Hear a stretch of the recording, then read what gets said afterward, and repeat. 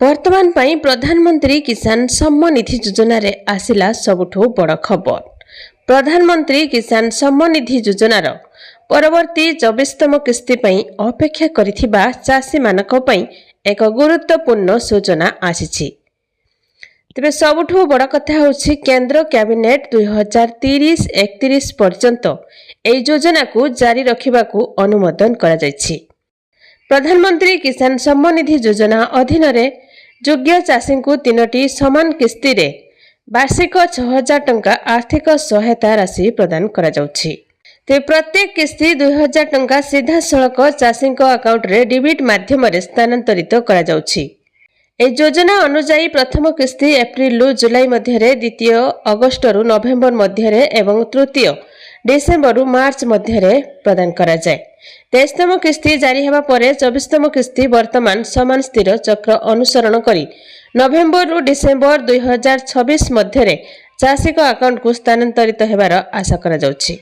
तो जदि चाषी माने चाहुछंती जे परवर्ती किस्ती सेमानक अकाउंट रे बिना बाधारे पहुंची जाऊ तेबे सेमानकु समय मध्यरे 3टी जरूरी प्रक्रिया समाप्त करबाकू पड़िबो।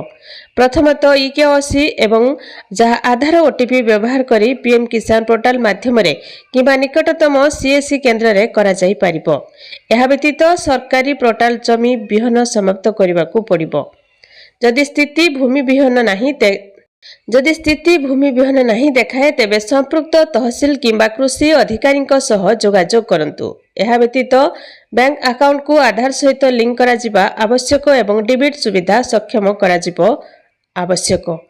तेबे ए योजना 2030-31 पर्यंत संप्रसारित करा जायथिला। केंद्र कैबिनेट प्रधानमंत्री किसान सम्मान निधि योजना को 2030-31 पर्यंत जारी रखिबाकू निष्पत्ति निया जायछि। यह परवर्ती किस्ती संपर्क में चाषी मानक द्वारा थिबा द्वंद्व को अनेकांश दूर कराछि। यह योजना एवं एहार निर्धारित चक्र अनुसार जारी रहिबो एवं योग्य चाषी माने प्रति 4 मासरे सीधा सड़क सेमानक अकाउंट रे 2000 टंका किस्ती पाई परिबे।